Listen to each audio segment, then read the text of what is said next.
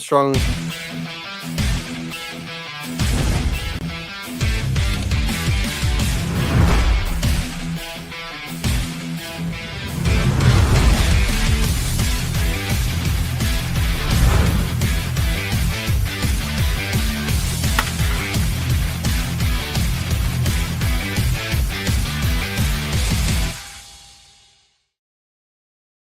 All right, welcome back in after some of our technical difficulties. Don't worry, we will find the MLB YouTube bot, and we'll give them a little bit of a Joel experience, and get them to no longer pull that bullshit. For you guys that have seen the newest episode of Last of Us, you know what I'm talking about.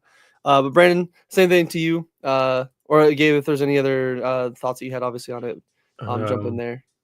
I don't even remember what I was talking about. I think I was just talking about the pathetic offense, but I was just saying that like this is what we've seen even from last year to this year. Just again, even with this game, home run or nothing.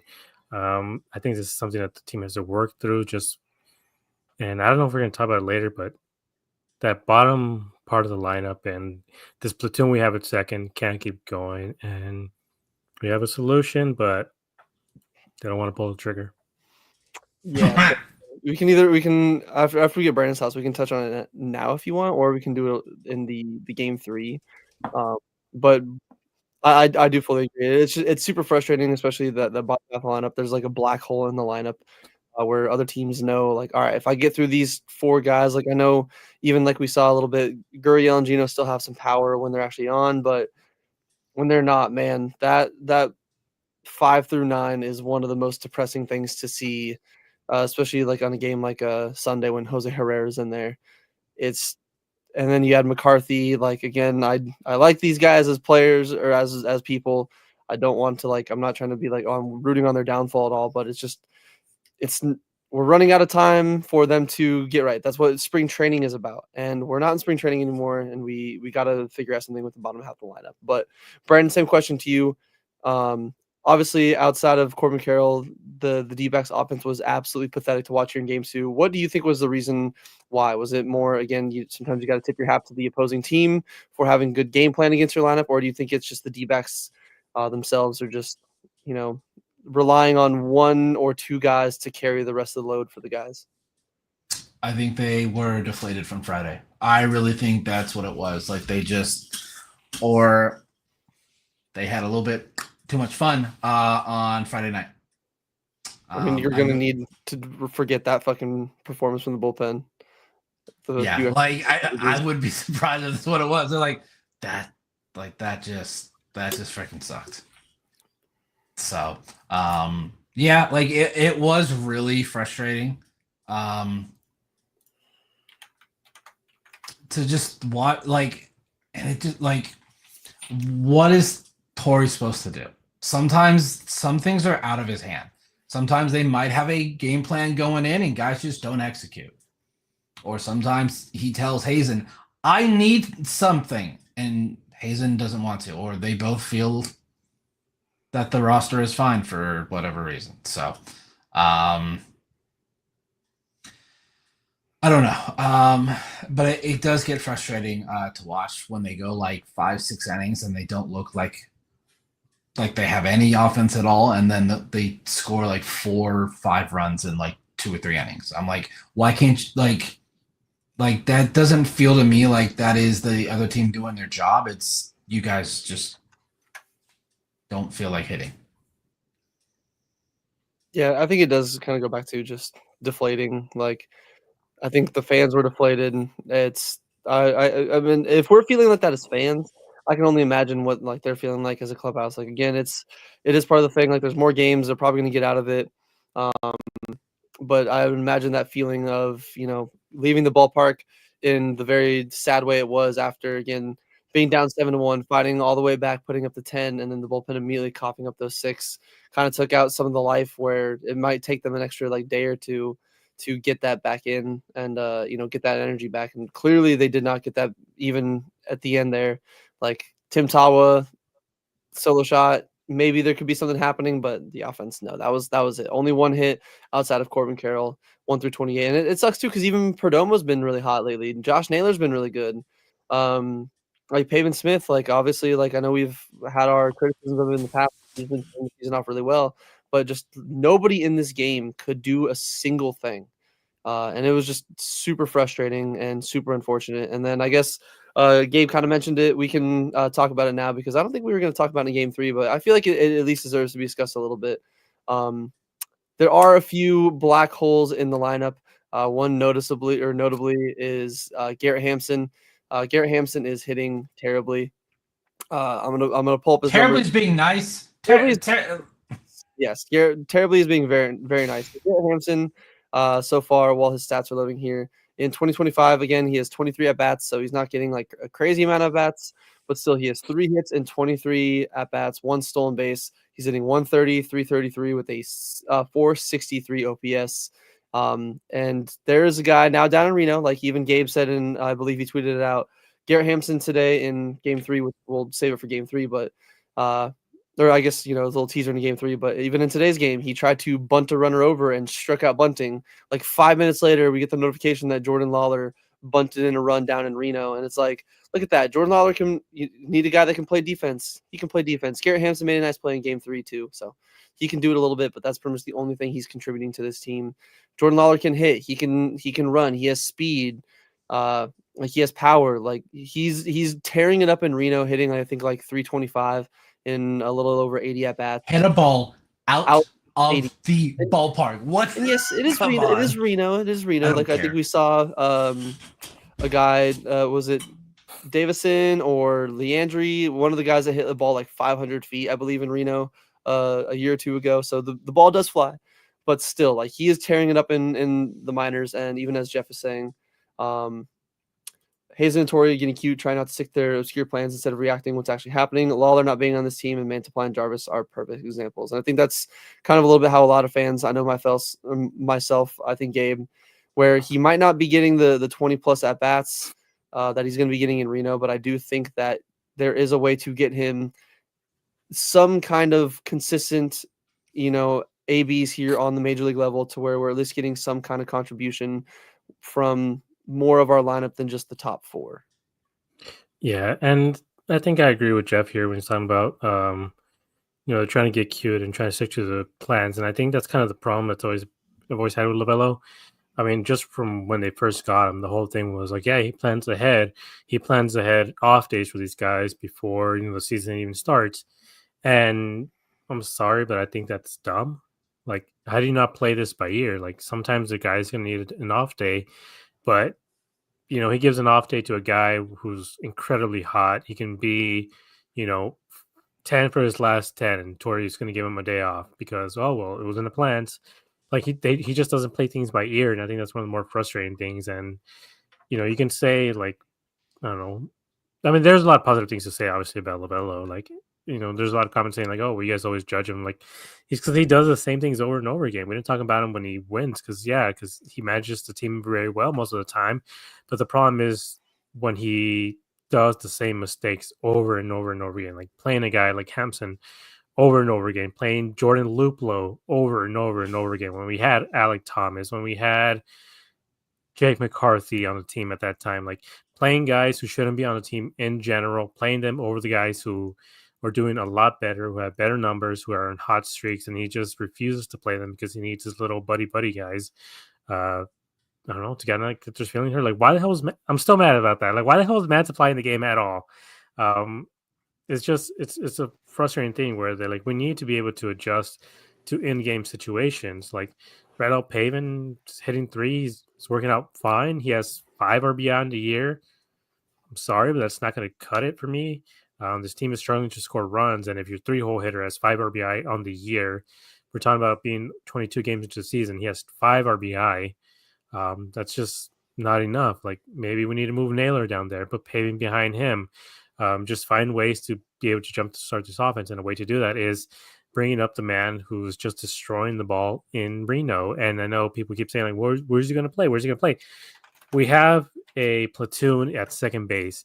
There shouldn't be a platoon in second base and at DH and in the outfield. We have 3 platoon spots right now in center field, in second base, and even catching. Why the hell's Herrera getting so much play I time as knew well. Herrera was going to start today. I freaking knew it. I knew it right away. You can pencil that in. Like, even though it's an off day tomorrow, you know he's going to be able to start today because why the hell not? But we have 4 platoon spots on this team when we shouldn't have any platoon spots. Maybe DH, I can get away with that a little bit. But the fact that there's so many platoon spots and we have a guy in Reno who's just destroying the ball. He's looking very good.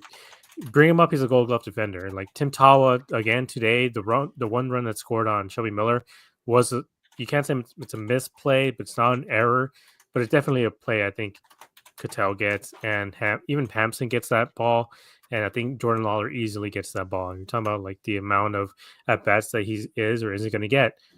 He could play every day at second base. He could have been playing every day at second base if they called him up instead of Toa. And I understand why they brought him Toa. So that one is what it is. But he could have right now. He could be playing every day at second base until Cattell comes back. And when Cattell comes back, which is still like almost 2 weeks away, by the way.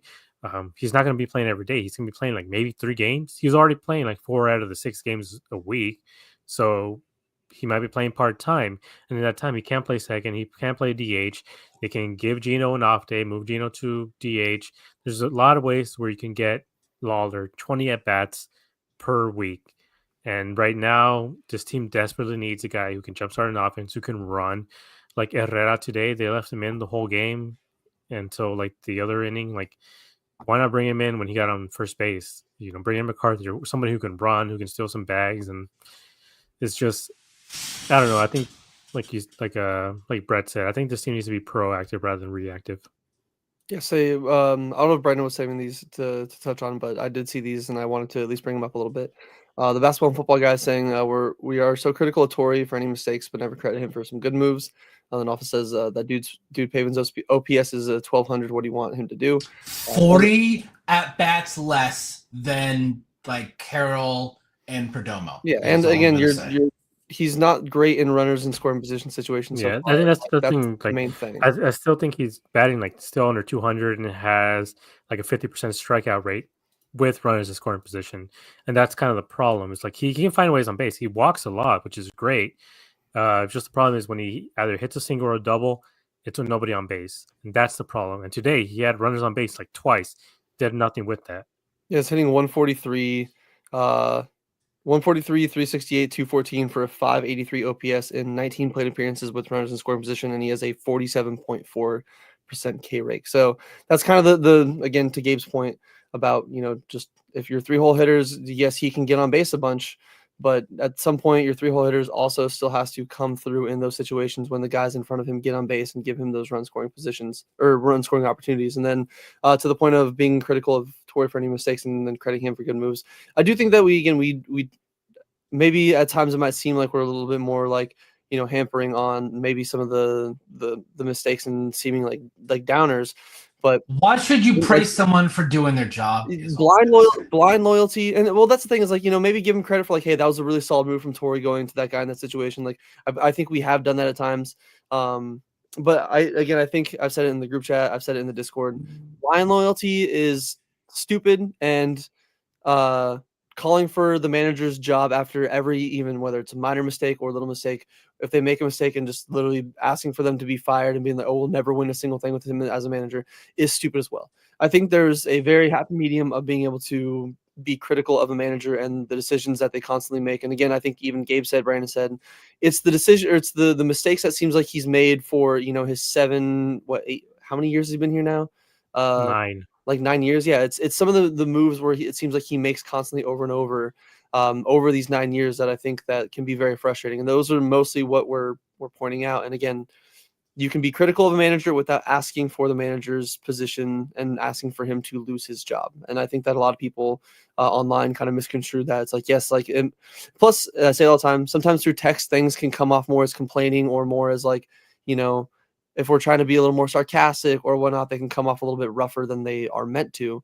But again, it's being critical, I think, of things that he should have learned from some of these mistakes at this point is mostly what I And yes, even like basketball, good football guys saying, he's like, when I say about Torrey, I don't necessarily mean you guys saw a guy on I Naylor. think I know who he's And referencing. that one on Naylor, that one on Naylor too. Like I fully agree. Like I don't think that was necessarily a Tory decision. I think that was Naylor just thinking he had a good read on Wicks and He did though. If you watch, he is halfway, almost 3/4 of the way to home before the pitcher Wicks is even looking at home plate. If he is average speed, he's safe.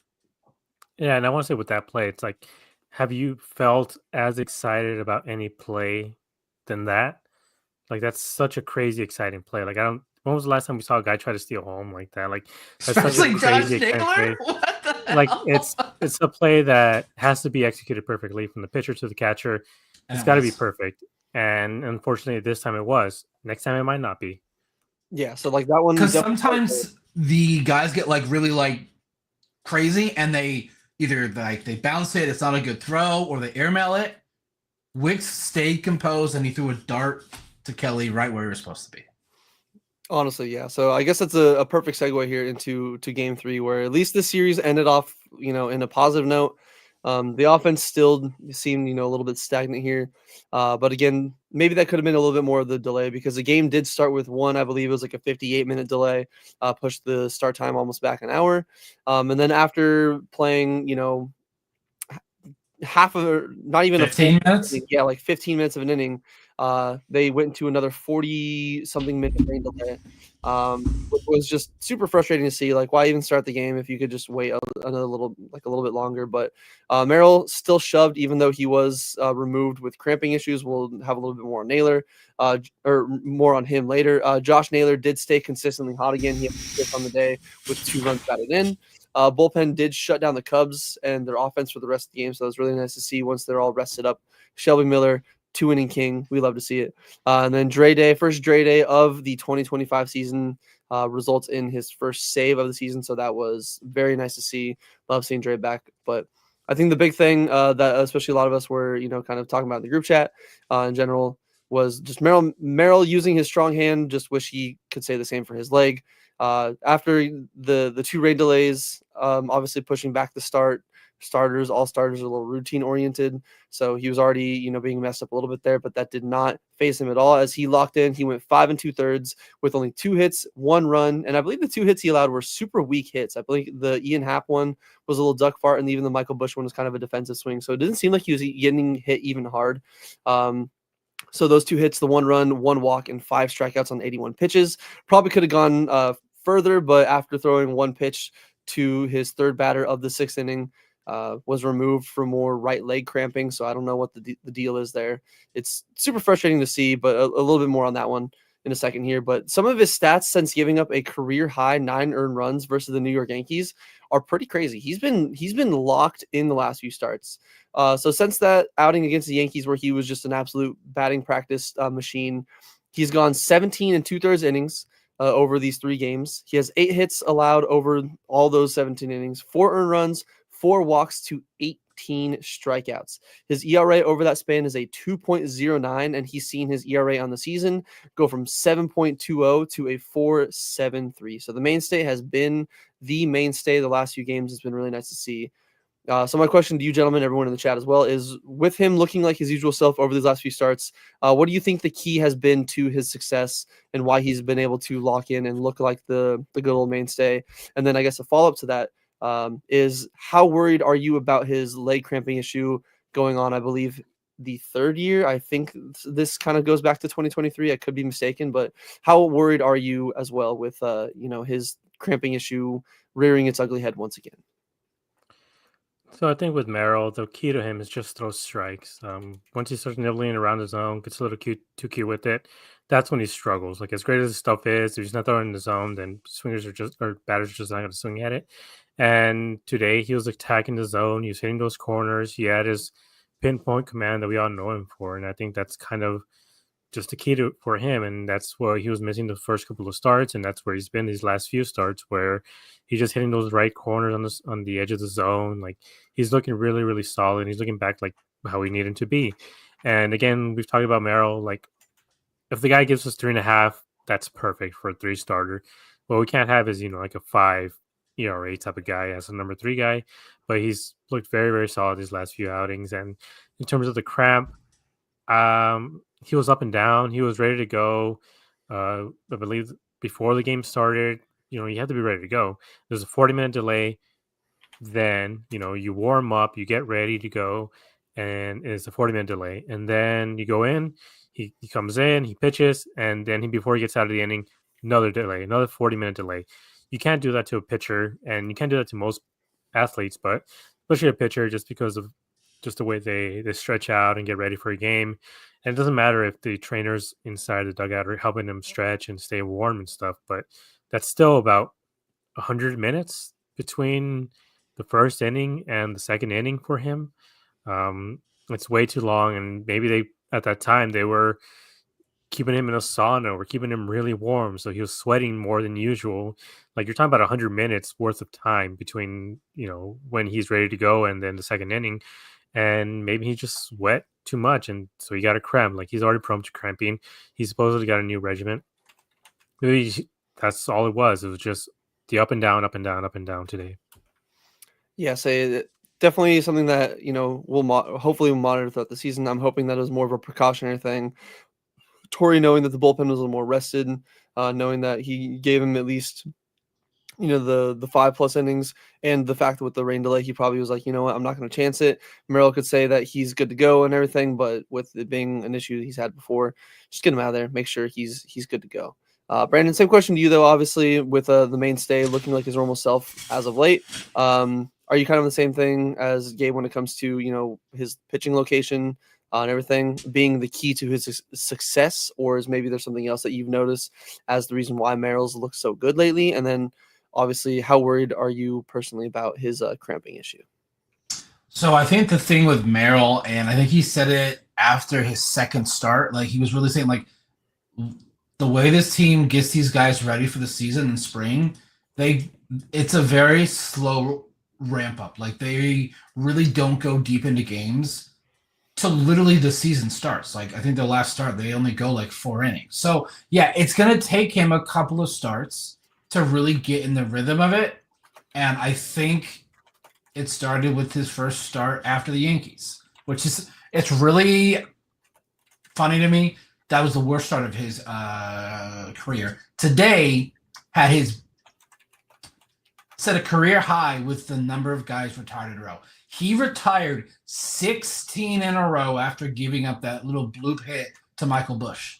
Like, he didn't get, like, everyone since then.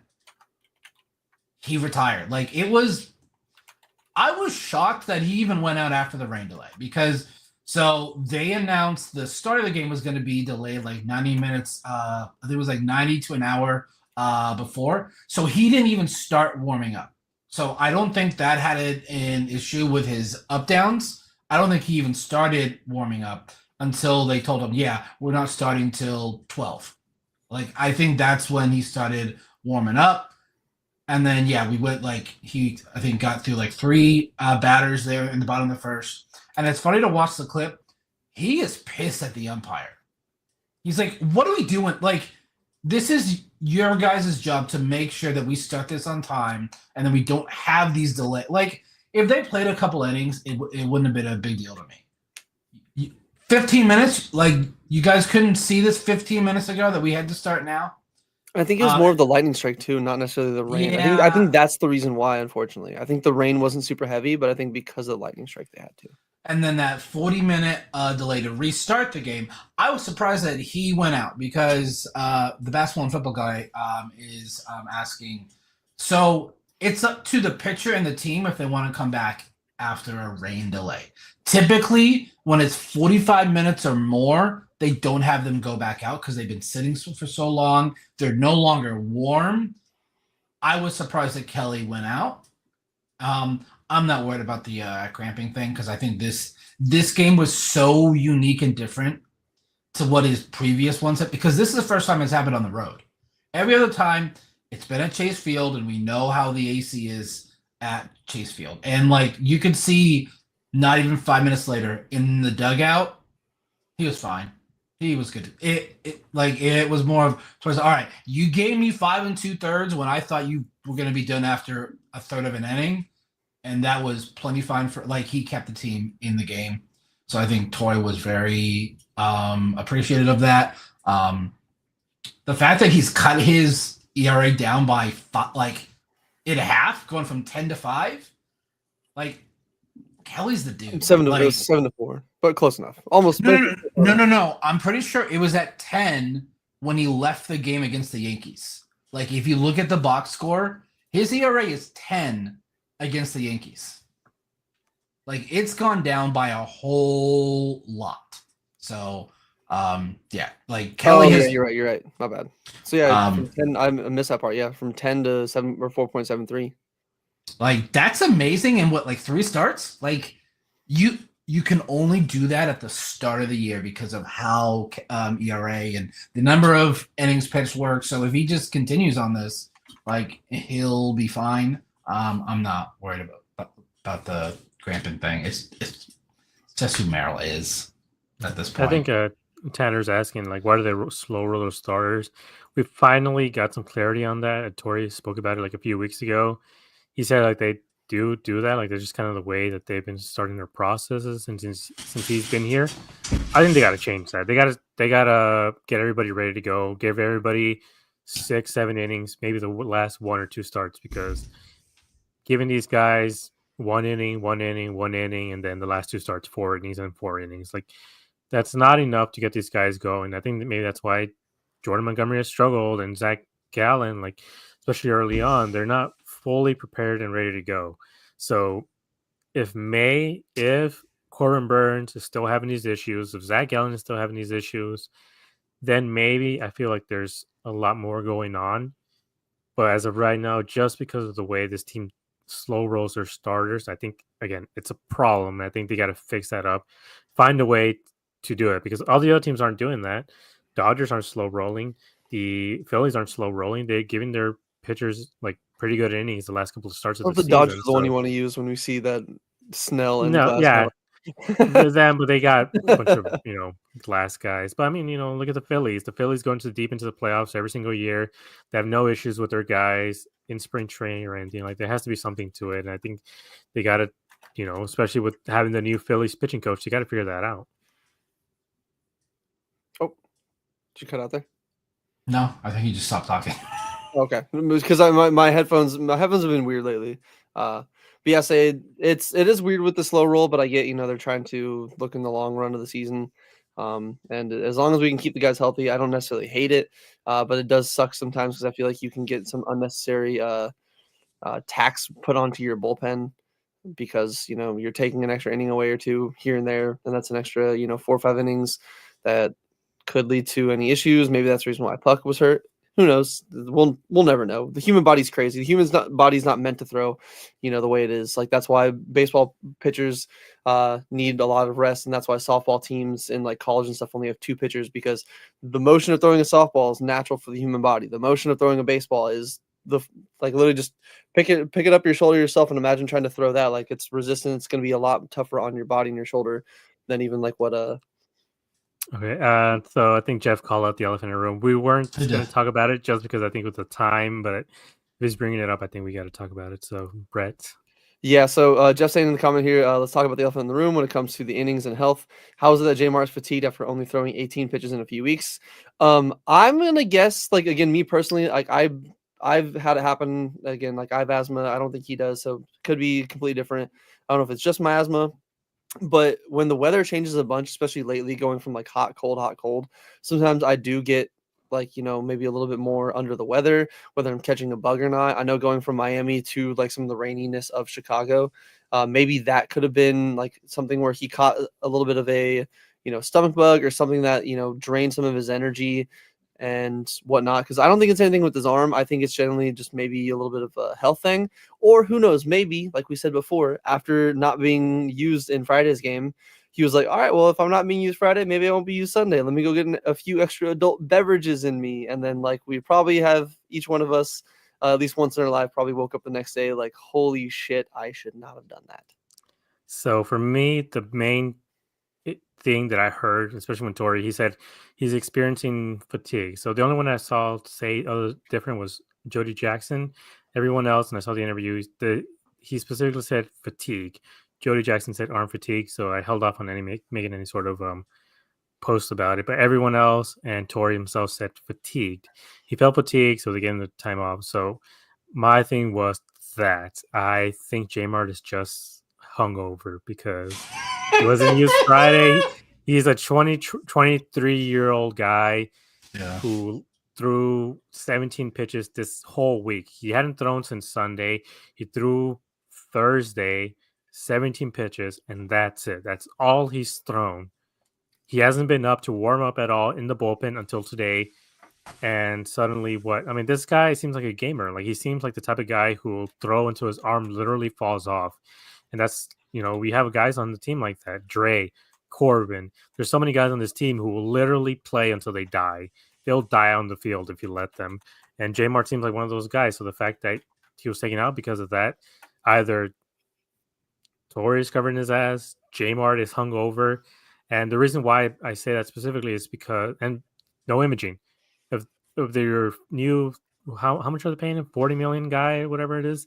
If your new guy is having issues with fatigue, arm fatigue supposedly, why aren't you imaging him? That's crazy to me. If they're not imaging him, that means there's no issues. It's off the field stuff. It's weird. And my thing is, the last time I remember Torrey specifically using the word fatigue was either last year or 2 years ago with Ketel Marte, and he said Ketel was experiencing fatigue, so that's why he didn't play him for body one fatigue, game. I think is what he said. Body fatigue, and it was before an off day. They asked Ketel, are you experiencing body fatigue? What did Ketel say? No, I'm fine. I'm ready to go. It's just my day off. Yeah, even just saying personally, I think it's a dead arm, which is very common. However, once again, how is this not addressed in spring? And that's very true. I don't think we'll ever actually know what the reason is. I do think that is at least a good sign, knowing that there wasn't any actual imaging done. It wasn't it's not like they're at home where they can get their MRI done really quickly. The fact that they had some elbow inflammation for AJ Puck, going from Miami to Chicago, knowing that, I think they would have done the same kind of checks for J-Mart, and if it was anything with his actual arm, I think we would have gotten some kind of the same news. But my guess, it's tough, whether it's like Gabe saying he was a little hungover, or maybe he was just, again, got a little cold, because I know it was a little rainy and windy there in Chicago the last few days. So maybe his immune system was fighting demons in there, and he just lost the battle for a day. And that's why he wasn't unavailable. But hey, at least there's some other arms that were able to pick it up. Because again, 5-2 shutout from the rest of the bullpen here to go along the way to bring home the D-backs the win in extra innings. Thank you, John Birdie, for doing the complete opposite of what you're supposed to do on line drives. He broke the third base when you're taught to either freeze or at least go back on a line drive. He did not do that. D-backs took home the win, and they escaped Chicago, at least, and salvaged the final game with the series win. So moving on into this next upcoming series, once again, we have a Monday off, which I hate Monday off days for baseball. It's what do I watch at night? What the fuck are we doing? I miss my baseball, give it back to me. But, an off day is nice here and there. But they do have the Tampa Bay Rays coming to town, as they are here to have a 3-game set against the D-backs, starting on Monday. The probables for that one starting on Tuesday. Probables for that one, you have Zach, is it Littell or Little? Either way, I'm going to go with Littell. I think it's Littell. Yeah, Zach Littell, who's 0-4 with the 5.4 ERA, going up against our true ace of the staff, Brandon Pfaadt, 3-1 with a 3.04 ERA. He's been really solid this year. Game 2 on Thursday, Taj Bradley is got a 2-1 record with the 5.24 ERA. He's one of their former top prospects. He's got some really good stuff. He's got a pretty decent fastball too, so that'll be something to look out for. Hopefully Corbin Carroll can take him 440 over the Chase Field monster. I'm just gonna start calling it that one. Going up against Eduardo Rodriguez, who is 1-2, 4.09 ERA on the season. And then the final matchup of the series on Thursday is going to be Drew Rasmussen versus Corbin Burns. Drew Rasmussen is 1-1 with an 0.87 ERA. I think he's a reliever, so I think it's a bullpen game. I could be mistaken because he's an actual starter now. Okay. I think they made him. I think they moved him to a starter. Yeah, because looking at his innings, it looked like he had some starter innings, but he's really solid this year. Again, a 0.87 ERA. He's been locked in, going up against Corbin Burns, who was 0-1 with a 4.64 ERA. So, and we also do have a little bit of an announcement, or a little bit of a giveaway to get here after this series preview. So you guys are going to want to see it, because I think it's related to the series. But Gabe, Brandon, is there any things that you're looking for, whether it's like pitching matchup, maybe trying to see the offense get back into the swing of things, pun intended. Maybe it's something in general, like a certain player, like out of the bullpen. Maybe you want to see Juan Murillo or a little bit more Dre Day at home. What are you guys particularly looking for, or I guess even some predictions for this upcoming series against the Rays? So I guess one guy to keep an eye out for is Gurriel. He made a lot of really good solid contact and hard contact in this Cup series. Just went straight to defenders. At some point, that's going to find the gaps and that's going to get into, doubles and triple territory. So keep an eye out for him. I think he's due this series. If it's not this series, it's going to be the Brave series. I think he's going to have, one of those series where you look at him and you're like, all right, so we got the Barry Bonds, Gurriel, and I think that's what's going to happen in this series. Corbin, you got to watch out for those high fastballs and those changes ways. He hasn't adjusted to them yet. Hopefully, he can for the series. And like I tweeted out, hopefully there's a certain guy on the next train from Nevada.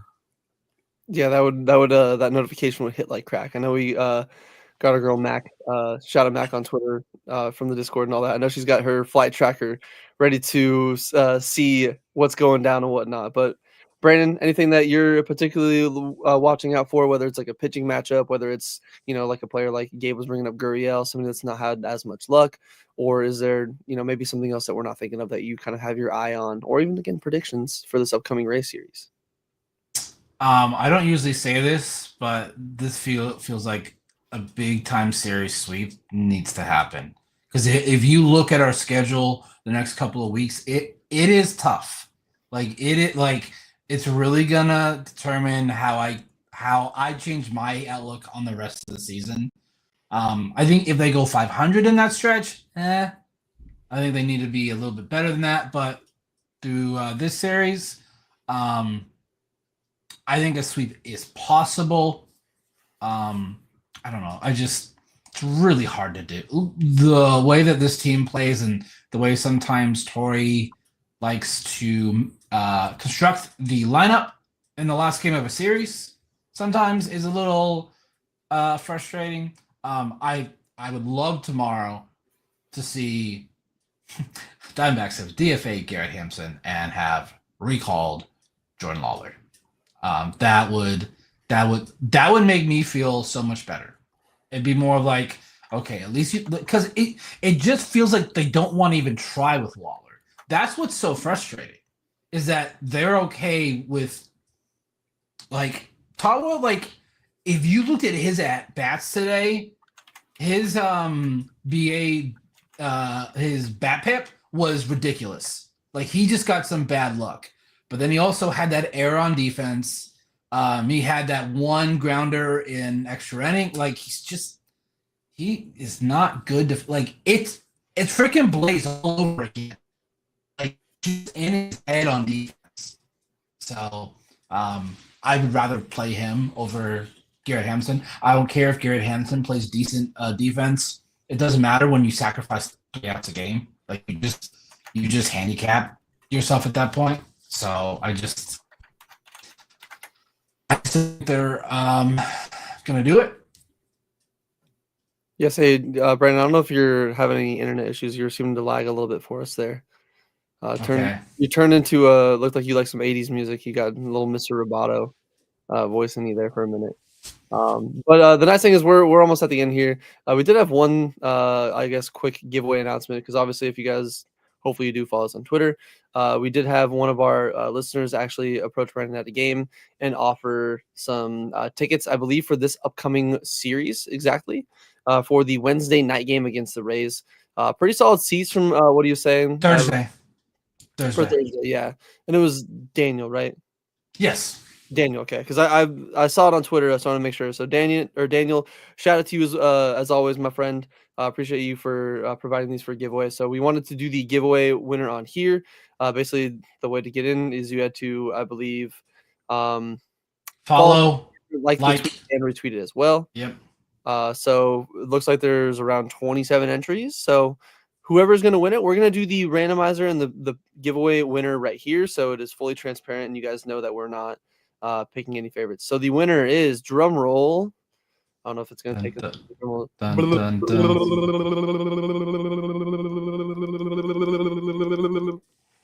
That was going to be annoying, so I'm going to stop it right there. All right. Dun, dun, dun, dun, dun, dun, dun, dun, dun. Who is the And winner of the tickets? I'm trying to see. Hold up. Start contest. There we go. Dun, dun, dun, dun, dun, dun, dun. The 5, ticker. 4, 3, 2, 1. Riley 1878029 is the Nice. winner. Heck So yeah, I'm gonna- Riley. Congrats to you. We'll That's- screenshot this and we'll quote the tweet and we'll at you in it as well. So shout out to you. Appreciate everybody that entered in there, that obviously followed us and all that. We'll try to do some more giveaways like this in the future too, whether it's because I think all three of us actually have season tickets now. So whether it's if there's any games, especially once my son's here, I'm not going to be able to go to many games, at least in the first like month or two after he's arrived. So if my mom's not able to go and there's some to give away, keep an eye out for that. But again, appreciate all you guys for following us over on Twitter and just being here in the chat. Again, every single person here in the live chat, we appreciate all you guys. Everybody that's listening at home, after the fact, whether you're watching the YouTube broadcast afterwards or if you're listening to us on, Apple, Spotify, whatever it is, we truly do appreciate you guys giving us the time of the day and listening to us, ramble and rant here. Because again, we just passionate D-backs fans wanting to talk with other passionate D-backs fans. And that's, what you guys are able to do for us. So we appreciate it. Any final thoughts before we get out here, gentlemen? Obviously, on whether on the Cubs series, anything that you wanted to bring up, anything you want to harp on, or something that you wanted to get off your chest that you couldn't before? Just real quick, I agree with was it basketball and baseball guy? Is that what the name is? Whatever it is. There he is. Basketball and football guy. Yeah, Pavin is leadoff. I'm buying that stock. I think that would be a very good idea. The man walks like crazy. Get him in front of Get him in front of Corbin. I think they can make a lot happen with that. And just like Braden said, I think this needs to be a sweep, because with the way the division is going right now and everything else, with how deflating the series was, getting a sweep, going into the series with Atlanta, I think it's going to be huge for this team. I fully agree. A sweep would be, a sweep would feed families here in Arizona, and I'm on board with that. And I'm also on board again with the Pavin leadoff train, because if his numbers are like that in the leadoff, fuck it. Like, get him out there like that. That's great. But Brandon, same thing to you. Any final thoughts, any questions, anything that you wanted to touch on before we get out of here? No. But I'm pretty excited for this week. I love going to games. I'll be there on Wednesday and Saturday, so very excited. It's great to see a freaking homestand sweep. Not gonna lie, but I will take 4-2. For me,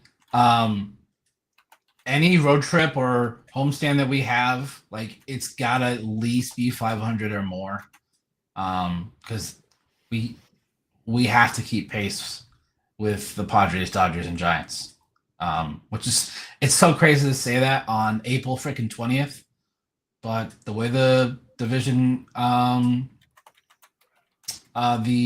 is, it's just the way that it is. So we'll see. Yeah, so it'll definitely be a very long season. So hopefully we can see some of those other teams kind of come back down to earth. But again, appreciate each and every single one of you guys for tuning on in here on this Sunday evening. I know it's a little bit late, but we do appreciate you guys for trucking along with us, especially through some of the technical difficulties, because MLB apparently just doesn't want to grow their game.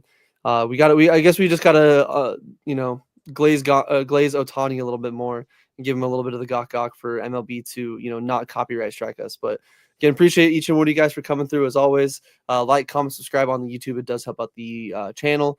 Go follow us over on Twitter, Discord, or Twitter, Instagram, TikTok. Got some bangers over on Twitter as always. We do have a free Discord in the description. If you guys aren't already in there, we'd love to see you guys jump in, join, say what's up to us. A great way to reach us outside of the show and just, again, talk with other D-backs fans. And also go check out over everything on AZ Snake Pit. Great writers. I know Jeff writes some good stuff over there, whether it's recaps or even some in-depth analysis and there's some other great writers over there just in general, and a good community in its entirety.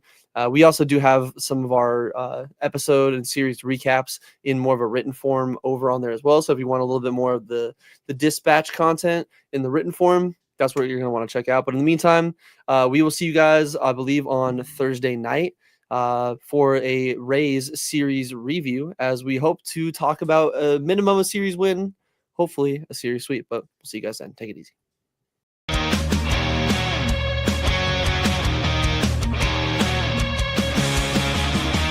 Under the lights, the game goes down. Desert heat, but we own this town.